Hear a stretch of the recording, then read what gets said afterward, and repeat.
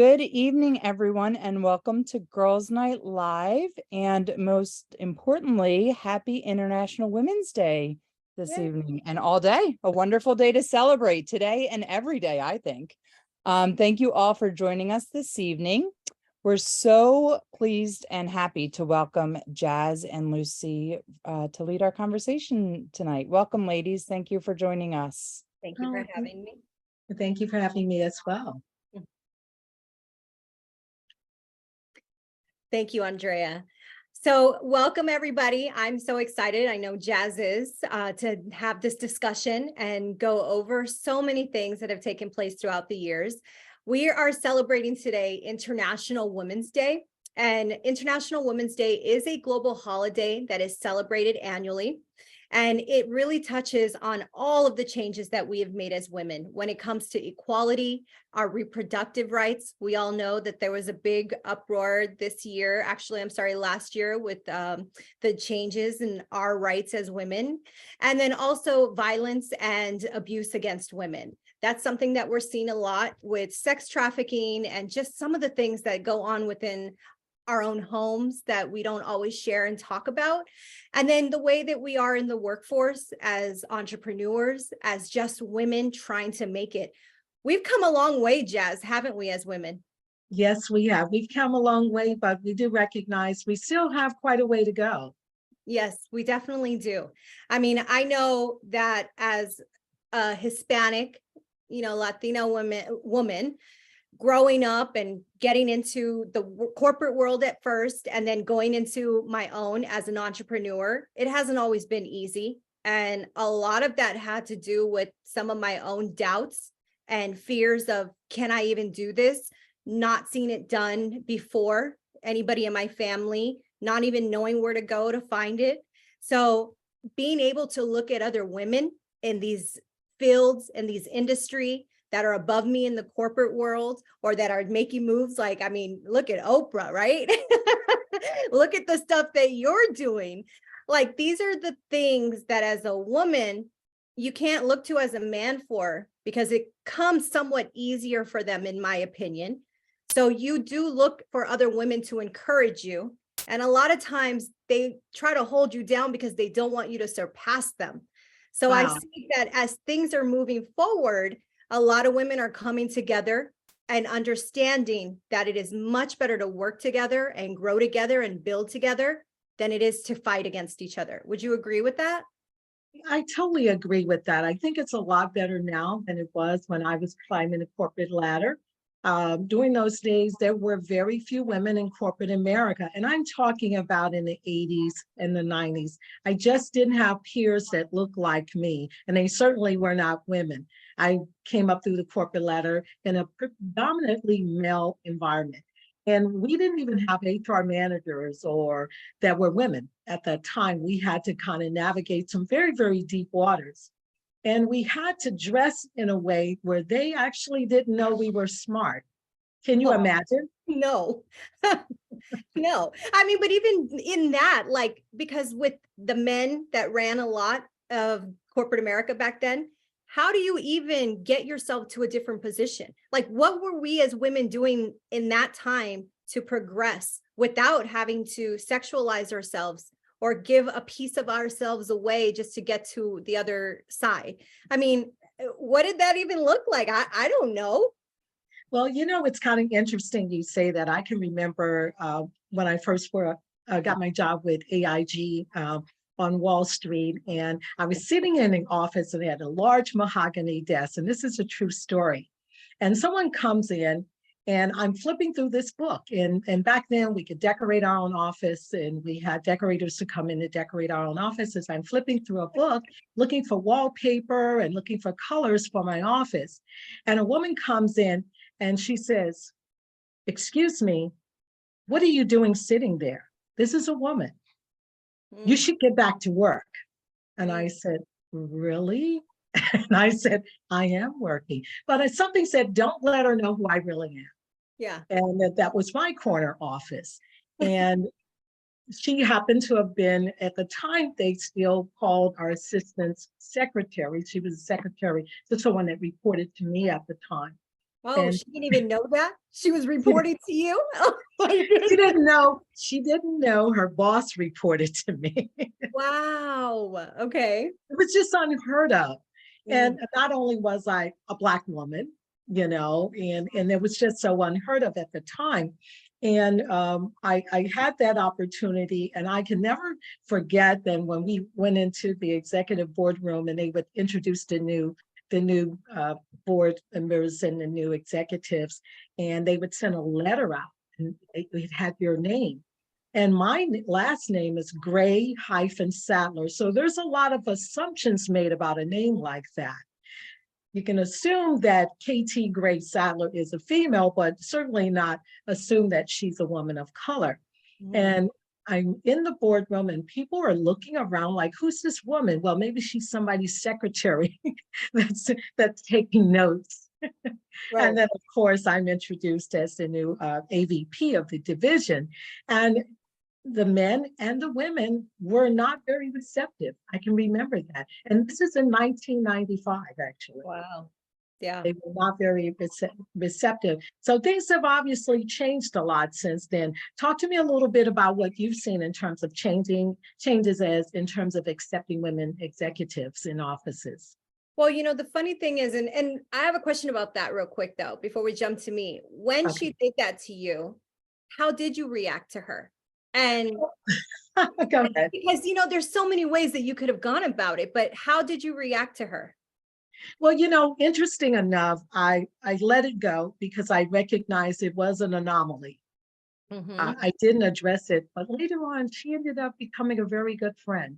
She was quite a brilliant woman who probably deserved to be my lateral in the position. However, she was in a position that she was actually well overqualified for. I ended up promoting her over time. That was nice of you. Oh, she earned it. She earned it. She deserved it. And that's to that point. There are a lot of us that accept positions that we're overqualified for those positions, but just to get our foot in the door. Absolutely. No one was hearing her, not even her boss.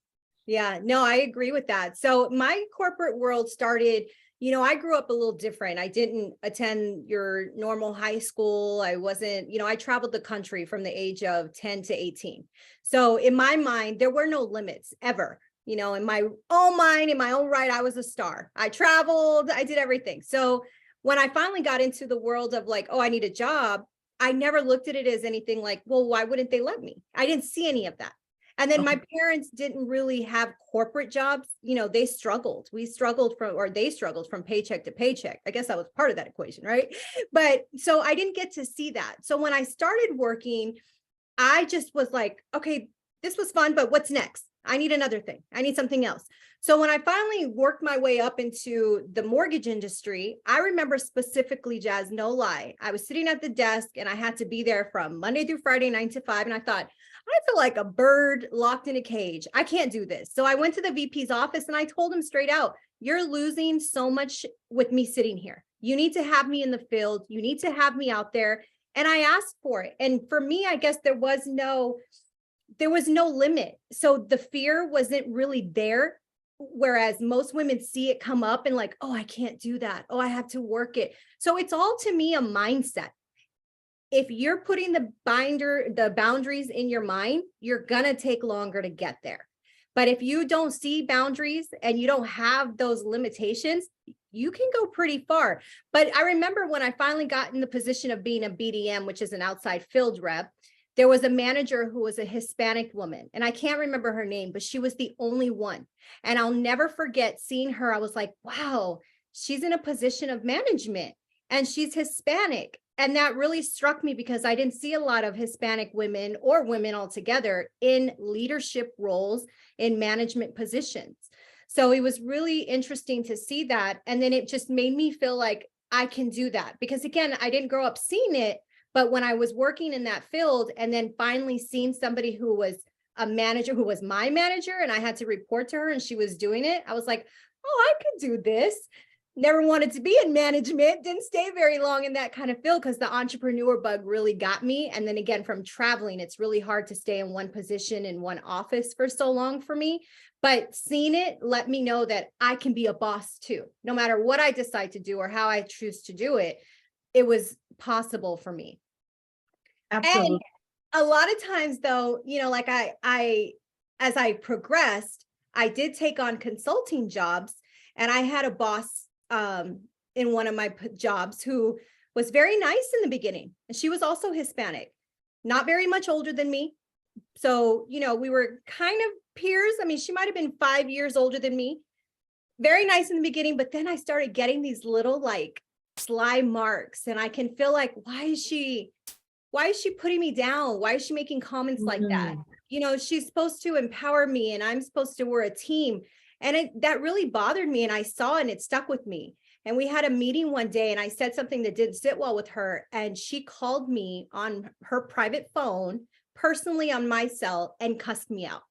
Wow. Yeah. Like, who do you think you are? And I was like, wow, okay. Like, so it's there. You have to really understand, as women, there's animosity, there's jealousy. There's some who want to help you succeed and understand that you can go further, and they're okay with that. But then there are some who are like, no, you stay right where you are. I'm your superior. This is where you need to be. So you got to be mindful of that stuff.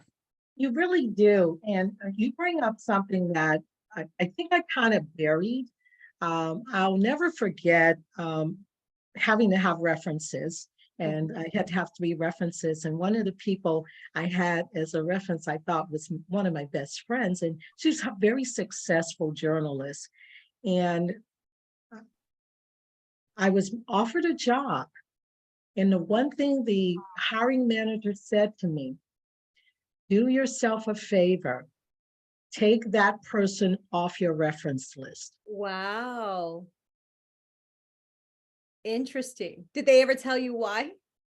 Well, I put 2 and 2 together, and I knew that the person gave me a really bad reference and undermined my abilities to do that job, which I was pretty much overqualified for the job. But I did realize that person did not want to see me advance beyond them. And that's huge, Jazz. It's out there. So you really, that stayed with me. And I'm really dating myself when I say that that was more than 25 years ago. And since that time, it has made me very conscientious about giving excellent references for people. And I will give an excellent written reference and verbal reference. And I'm very proud to say, I don't know of any reference that I've given to date since that time that the person didn't get the job offer. I love it. Let me ask you a question. Do you feel to another woman that it excels them later in life, or do you think it stunts where they are as a person? It absolutely stunts them. Yeah. When a person tries to undermine your success, and it goes back to what you say about jealousy and things like that, it will get in the way of your ability to grow. That's like an albatross on your back. You, just like it stayed with me, and I wanted to be better than that person, and I've made those dynamic differences in people's lives, that person became very stunted. And that person is actually still in my life, and they can still see, they can still watch me grow. I love that. That's always great, right? But that's the thing is, like, I think as women, we need to understand that there's nothing that you can do if you try to harm somebody. Whatever is for that person is always going to be for that person. It might take it might get a little zigzagged, and you might have a part, some small little part in throwing rocks in stones in their will and getting them stuck, but you're never going to stop them. All it's going to do is really stop you and backfire and hurt you in some way. So I think as women, we're learning that there's so many amazing women doing amazing things out there. Entrepreneurs. I have friends who, I did a podcast with one of my good friends. Her name is Roxy and her sister Susie. These girls are sisters. They're Latinas. They came up, in a normal family, struggling just like everybody else, right? but they're doing amazing things. And they do this podcast where they're sharing some amazing guests, some great stories, and just giving nuggets that help other women. And when I did their podcast, let me tell you, I got so many girls coming to me, just telling me how inspired they were. And I'm thinking from my story, like, you don't, because you just don't know. You don't know. realize that everything that you're going through. And I just did a post about this the other day. Everything that has happened to you in your life, good or bad. And really, I'm referring more to the bad, because we always think, why is this happening? Why me? It's not fair. These are all setups for you to be able to go through that, take what you've learned, and then help the next person behind you. Because nothing in this life is new. It all gets repeated. We all go through the same heartaches, the same pains, the same growth in different ways, but pretty much we're all running the same race in the same life. Some are far more ahead, some are a little more behind.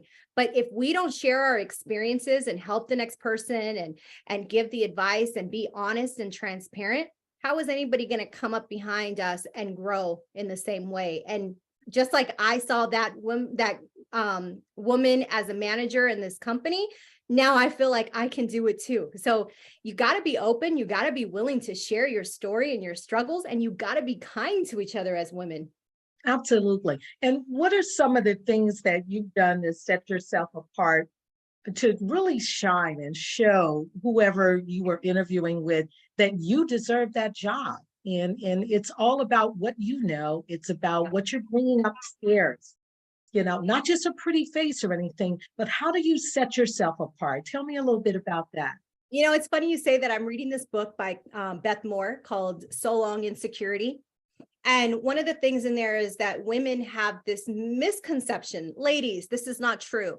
Oh, she's so pretty, she can get anybody she wants. Oh, she's so smart, she can have any job. You don't understand that. You may think that about that person, but this person doesn't think that about themselves. And there's insecurities, there are struggles that we all go through. And just because you see something in them that you think, oh, they have no problems, you don't know what every woman is going through, and we all are going through something. So yes, I hear it. Oh, you have a pretty face, you have blue eyes. I get it. That means nothing. If you're not kind, if your integrity is shot, your character, because at the end of the day, you can go and interview and get the job, but you have to keep it. And they don't care what you look like, because there's always somebody coming up behind you that's more pretty, that's much more smarter, that will take that job from you. You are replaceable sometimes. Now, what have I done differently? I've gone in there and really been myself. I am really confident in who I am. I'm broken. I'm a vessel with holes in it. I like to be used that way so my light can shine through it. But at the end of the day, I'm still going to go in there and be who I am authentically. So if there's something that I don't know, I tell them, you know, I can't really answer that for you right now, but I will find out. And that's the thing. You may not know everything, but you have the ability to go find the answer and then come back. If you're not honest and you say, oh, I got that, I know that. And I know there's a lot of people with the fake it till you make it. I'm one of those. I get it. I can do that. But there's certain things you need. You need to be able to take accountability, and you need to be able to be authentic. So those are the things that have really helped me. And I'll be honest with you, Jazz, there's times that I've gone in interviews and they're like, well, you don't have a college degree, we can't hire you. For example, I applied at ADP way back in the day when I first started my corporate career, and I wanted to sell payroll, and you needed a bachelor's degree to sell for them. I got the job and I hit my quotas because I was like, yeah, okay, I don't have a degree, but I have experience. I can talk to people. I can walk into any office. There's no intimidation. That man puts his pants on one leg at a time, the same way that I do. Nothing is going to stop me from getting what I want. And I think my passion and my drive and my tenacity sells out every time. And they buy into that. They see it. You can feel it. It's really hard to buy fake. It's really hard. I mean, you know, just like as I said, I'm a vessel with holes in it. My light shines and it's a bright light. And sometimes people have holes and their lights are dark, and you can see through that. People can see, they can feel the energy. Energy is a real thing. So I think that's one of the things that really stuck out. What about for you? Because I know that you're doing amazing things right now.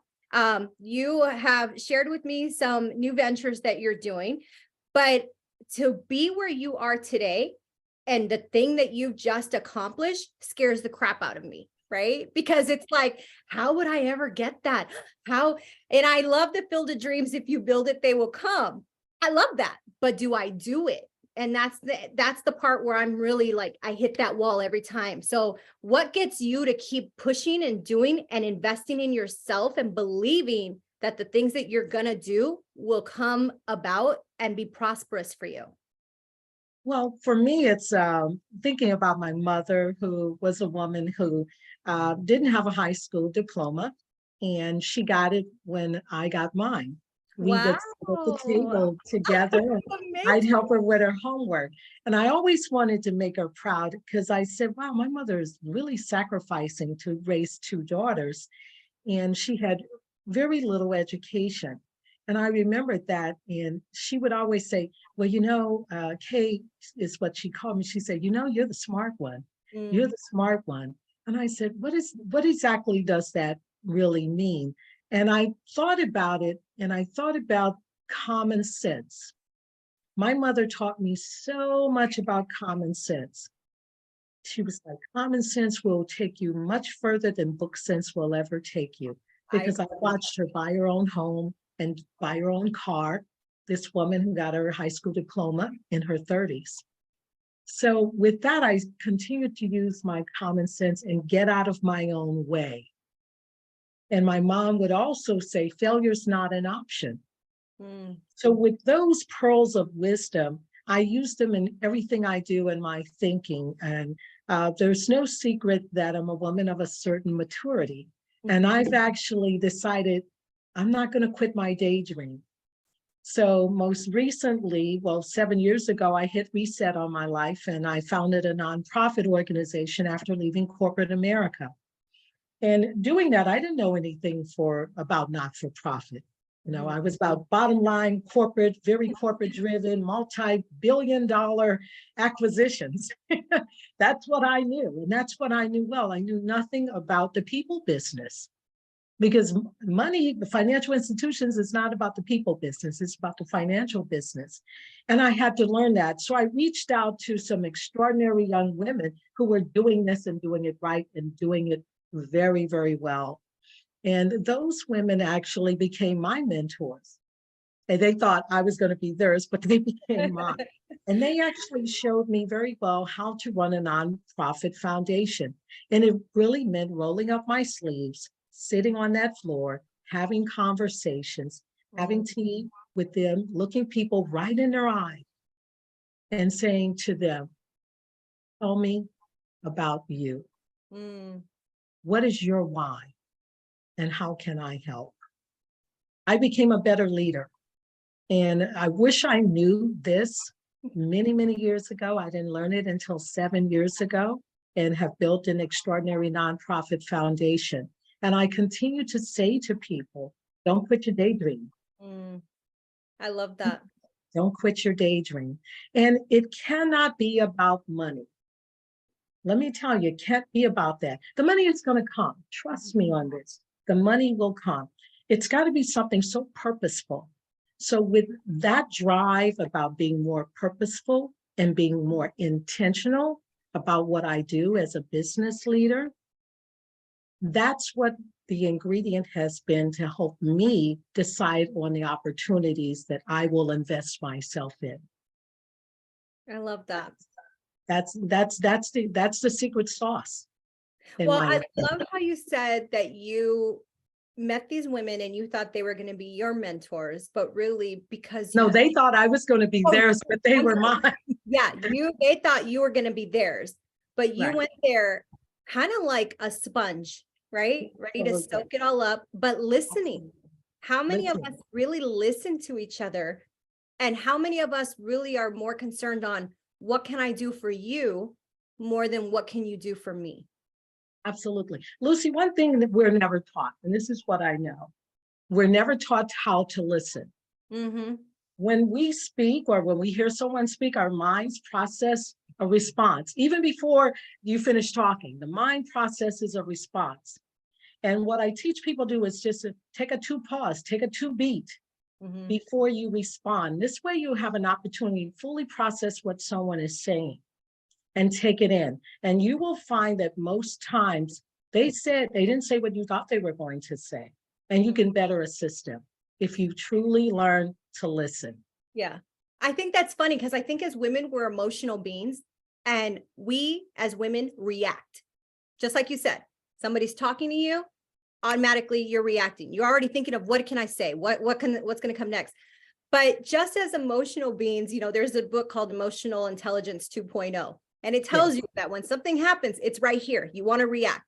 But if you give it a moment, you let it pass through and it comes back here, you'll be able to respond. And that's one thing that I learned from somebody that came into my life and kind of introduced me to a world of books, and realizing that there's so many mentors in these books, but taking that moment, because the emotional side of us is what reacts. And we sometimes don't always get our point across. We end up getting called crazy as women. Oh my God, you're so crazy, right? We all heard that before. But that's not always the case. We're just reacting to something that we have not given a moment to let it digest, sit with us so we can respond properly. So I think that's, something that you learned 7 years ago. For any of you girls that are on here that are, just starting out, take this piece of advice, if nothing else. Learn to not react to certain situations. Let it sit for a moment when somebody's talking to you. Really listen to them. God gave us 2 ears and 1 mouth for a reason. So we have to listen, and then we'll be able to respond better. And then we can process things. Absolutely.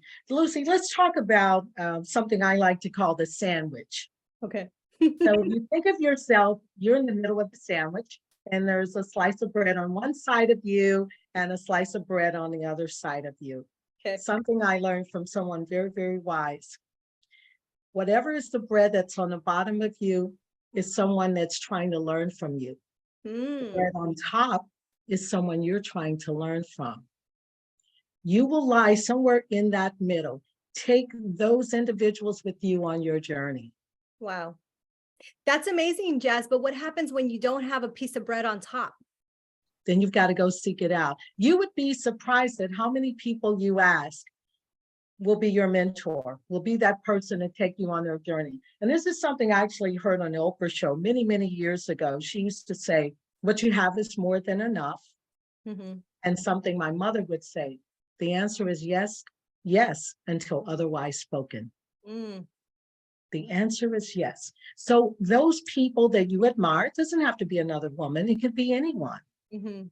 Those people you admire, it could be a celebrity. You'd be surprised at how many celebrities are incredibly lonely.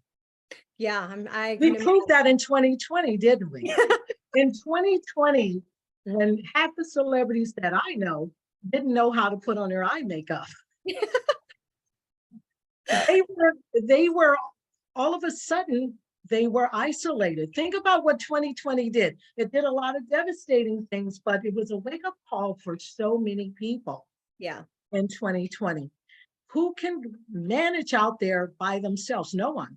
Mm-mm. It No. was so difficult. You found yourself sitting in a room, all of a sudden, you were driven by your fans. The fans are gone.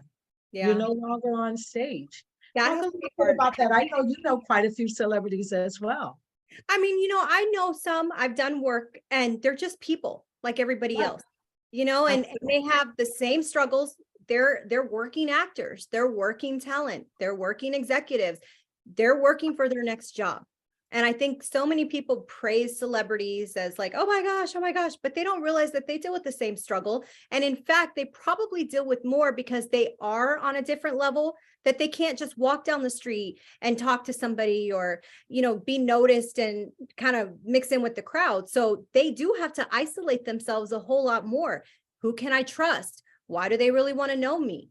Unless you've known somebody in that stature from the beginning, it's like somebody's always wanting a piece of you. So it is a lot harder for celebrities. I don't envy that life at all. I mean, is it great to have paparazzi around you all the time? I don't know. You can never be yourself. I like to go to the gym in the morning. I just throw my hair in a ponytail and I have frizz. I would be like so upset if there's somebody standing outside my door trying to take my picture when I go to the gym looking like that. What's funny is I went to the nail salon the other day and my nail tech follows me on Instagram. She goes, "Wow, Lucy, you look so different when you come in here from what's on your." Oh, thanks, Helen. Like, really? Like, so she's like, "Oh, your hair and makeup so different." So I don't always walk around glam. I like being natural. I like being comfortable. I'm not always trying to be put on. That's another thing as we're talking about that. When I do get dressed up, I have hair. I have features that are some big, and I don't do things specifically for attention. But I was at a job once and I got called into an office and my manager told me that I had to tone it down a little bit. And I said, "I don't understand. What are you talking about? My hair is naturally like it has volume. I put lipstick on and it looks like I got lip injections. I can't help that. I'm not putting anything on my body that's too, that's exposed because I'm walking into clients who are mostly men, business owners. I wouldn't do that to myself because I'm not trying to sell myself. I'm trying to sell the product. Although myself comes out in the way that I talk in my personality, never was I in there trying to be some sex kitten trying to get the business. That's just not who I am. But it was told you need to tone it down. And I don't know if it came from her feelings or the higher up or what, but we deal with that as women. And I think a lot of times, we have to understand, be presentable, carry yourself professionally, but know that if you're a beautiful woman, if you have voluptuous features, you're going to get that. And how do we deal with that in the workforce? How do we deal with that out there? It's out there. And like you say, it doesn't matter the gender. It comes from the men and it comes from the woman and it comes from all over the place. If I could put on the same thing when I was, two women can put on the same jacket. Yeah. If the woman is busty and the other woman is not, they're perceived completely different. Absolutely. Oh, you're trying to call attention to yourself. Versus a woman that may not be so busty. So we have fallen into that trap ourselves. Before it was us against the men that were kind of making it a big deal about how we dressed and where we dressed. And then now we're doing it to ourselves. How do we combat this? I don't know if it's self-incrimination or something when it comes to women who are bullying other women in the workplace. Let's talk a little bit about that. I mean, that's something, it's like, how do we do that? You have to, I mean, it's as simple as women, like, stop, just stop. I mean, I don't know what else there is to say. How else do you combat that? Like, okay, there's so much envy. There's so much insecurity. As I said before, we all deal with insecurities. Not everybody's going to be happy with the body that God gave them, but this is what we have. Some of us change it. Some of us work out. Some of us don't. Some of us just, it is what it is. But you can't hate on the other woman for putting in the work, for trying, for putting time and effort in the way that she dresses, or for the features that God gave her. You can't shame another woman for that. There's not much to discuss. Just don't do it. It's not cute. It's not. It's something that is so disgusting because we get it enough. We get it enough from trying to walk the streets and having men look at us. Like, why do it to another woman? I don't know what kind of discussion to have on it other than stop. But you know what? This is a really great segue into some of the things that you and I have talked about in terms of in the news today. Mm-hmm. Some of the women who are out there, they're doing extraordinary jobs. They've been able to break the glass ceilings. Mm-hmm. And yet in those positions, they're actually being annihilated by the public. Yeah. So let's talk a little bit about those women and what they could possibly be doing to overcome those particular bias and barriers. Well, specifically one that sticks out is the chief of police. The state is leaving my mind. Where did that end? Tennessee. Tennessee, yes. Mm-hmm. So the chief of police in Tennessee, when all of this stuff went down with the beating of the 5 police officers, there was a man that went on CNN and had a complete rant about her being in the position that she was and compared it to having a single mother raising her kids. And I thought, how disgusting is that? So you're telling me that the men, these 5 officers who had to report to this woman, did whatever they wanted to do because they didn't respect her because she was a woman? And so are you saying that children don't respect single mothers? Because I think that's bull. I think there's so many men out there who respect women more because they were raised by a single woman. Because when you are a single mother, you play mom and you play dad. You have to be both the good cop and the bad cop. And it's not something that women, especially mothers raising boys or girls, because it is tough, we don't take that lightly. At least I know I don't. So the fact that she got criticized and compared to a single mother was so disheartening and so disgusting, because she is doing something that there's not very many women in that position. You don't have a lot of mayors that are women. You No. don't have a lot of police chiefs that are women, and we're finally getting into these positions. And then something happens and they want to say something like that. Well, what about all those other beatings? What about all those other killings? And the chiefs of police were men. Why wasn't anything said about that? So we deal with it. There's things that are said. We're always going to be criticized until we really take a stand and come together and say, enough is enough. This isn't okay. Right. You're absolutely right. Her name is Cheryl Davis, and she's a police chief in Memphis, Tennessee. And you're right. We step into these roles because the opportunities for the first time in many decades are now opening themselves up to us. But we inherit a cesspool of problems, and they expect them to be instantaneously resolved. And they don't give us the same latitude that they give our male counterparts. Just like right here in Philadelphia, we have a female police chief here who walked into a cesspool of problems and had a plethora of officers to either retire abruptly or resign under her leadership, simply because they did not want to report to a woman. That's crazy. Yeah. But I think go ahead. both experienced that in our careers, where we've had our male counterparts to not want to report to us or work with us. And we've had situations where certain women didn't want to report to a woman. You think about the barriers are across the spectrum, I think. Yeah, no, absolutely. I mean, you even see that with, we have our first woman vice president. How amazing is that? Will we ever get to the other part? Is anybody ever going to respect it enough to say that we can run a country? I don't know. I think with the people, like even with your police chief and having the officers want to retire or stop working because of her, I think it's going to have to be in the next generation. I think we as people are doing really good at kind of teaching the next generation on equality for all people. And that goes in the relationships, in positions of power, and all of that. As other children are growing up, because really that's where it's taught, right? It's taught at home. How are people being talked about in their own home? What a child sees, they emulate. A child is not born into this world as a racist, as somebody who doesn't like certain things. They're taught these things. So as the generation is being moved forward and all of these baby boomers are going, I think we'll start to see some change. But it's really sad that we have to have all of that die down before new life comes in, and it's like a new birth. I don't know how else we're going to change that. I don't know how many marches we can have. It's going to have to be a new way of thinking. Well, to come together and think about, the marches are fine. And I have a lot of respect for anyone to lead a march. I've done many, many marches.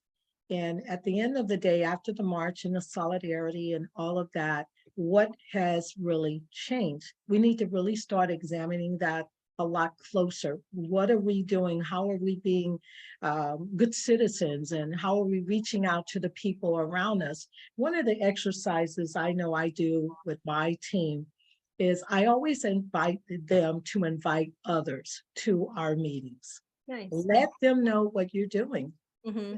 There's no secrets here. We're very transparent. And I believe that if they know what you're doing, how important something is to you, you're going to get buy-in. You're going to get their support. Of course. And open up opportunities for people to see what other career opportunities are out there. Like you're an entrepreneur, I'm an entrepreneur. That's the direct, like I can say forever, go work for someone, but I advocate having your own thing going on.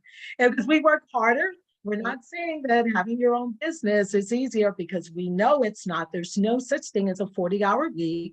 Oftentimes there was no benefits, and you work while you're sick. There are a lot of things about being an entrepreneur. However, it belongs to you. And you work so much harder for the person in the mirror than you ever could have worked for anyone. What has it been like for you being an entrepreneur? All that you just said, all of that. When I'm sick, Jazz, there's nobody here. I have an assistant. I just hired a bookkeeper because I'm going to be adding bookkeeping services to my business because I'm trying to expand. So it's all of that, though. It is scary. If I don't work, I don't eat. If I'm sick, there's no health benefits. I have to pay out of pocket, or it is tough. It's not easy. I get calls sometimes at 10 o'clock at night, 9 in the morning. Not that I don't want to answer them, but it's like, oh my God, I have to. This is my business. These are my clients. And I'm dealing with their businesses, their corporations, their business setup. If somebody's at the bank at 9 in the morning trying to open an account and is missing something, I got to make sure that I'm on call. So even when I go on vacation, it's no vacation. My mind never rests. I'm never fully like, okay, I'm going to go ahead and take 2 weeks off and go enjoy my time. No, I don't get that. But there is something that I get that a job doesn't give me, and that's my freedom and the flexibility. And sometimes the cost is worth the price, or however I said that, right? Sometimes the benefit is worth the price. So yes, it's hard and it's scary sometimes because you never know where your next bill is going to come from. I'm a service-based company. I'm trying to find ways, how can I get passive income? How can I make money even when I'm not in the office and I'm not on call? Those are things that you have to think about as an entrepreneur.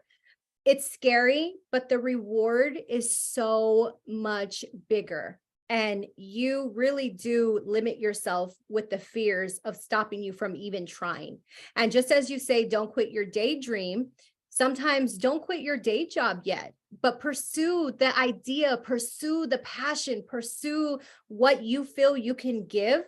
And then you'll see that it starts taking off. Because like you said earlier, it's not always about the money. The money will come if you're doing what you love.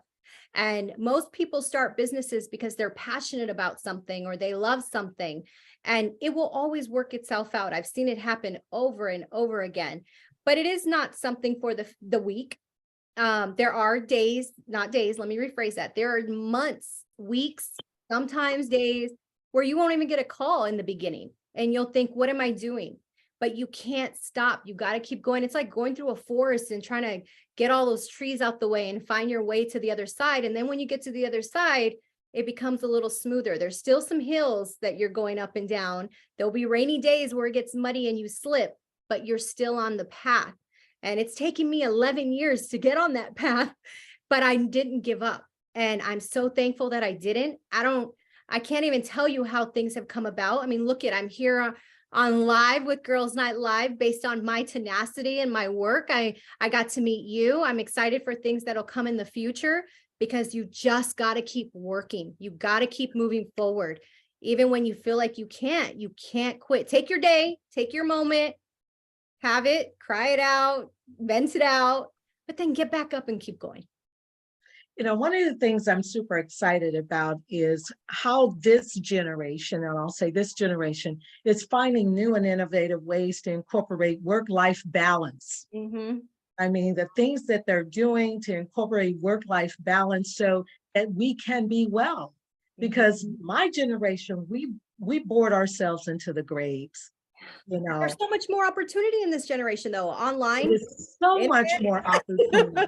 Just to think, like remote working, right? Yeah. How dynamic is that? Social media. Social media. Huge. Listen, I came through facsimile.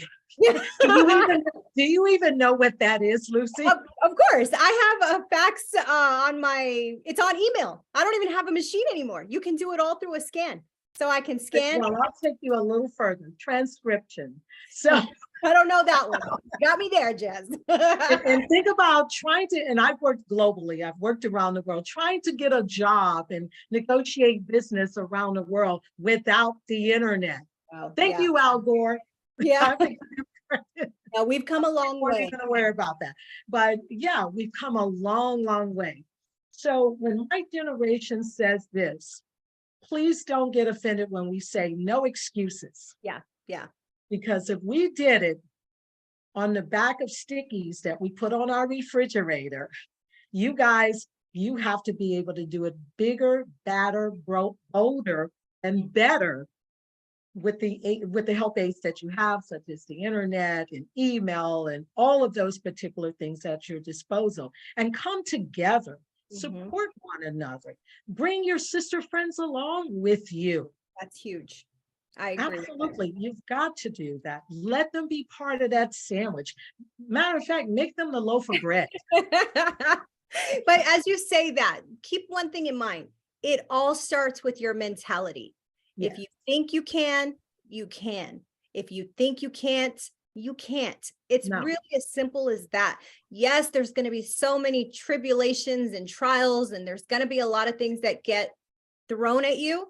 And some of it's going to hurt. Some of it's going to take you back a few steps, but you have to just keep going. So yeah, not that there's no excuses, because yeah, there's kind of no excuses. You can talk about them all day. You can vent them out and share them. Nobody really cares. Nobody's really listening, but go ahead and say it anyway, but then just keep moving forward. I would say that. Absolutely. And, you know, I know we're going to wind down in a few minutes, but I do want to recognize a few women who have come into my life in recent years, particularly after I had reset and started this new career in nonprofit foundation.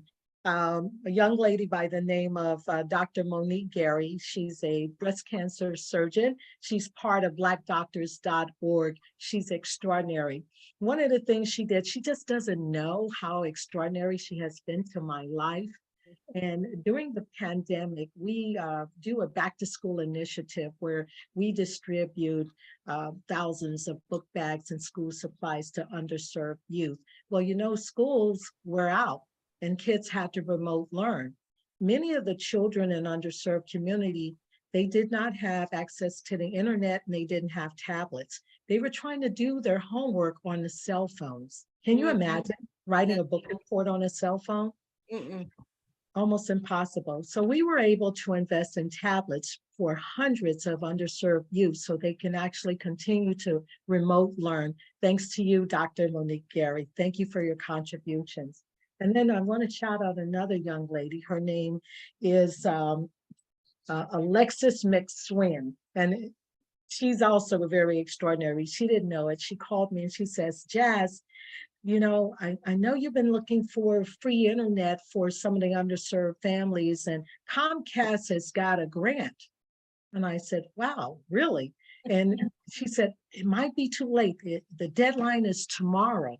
Let me tell you, I've never typed an application for it so fast. It got even better.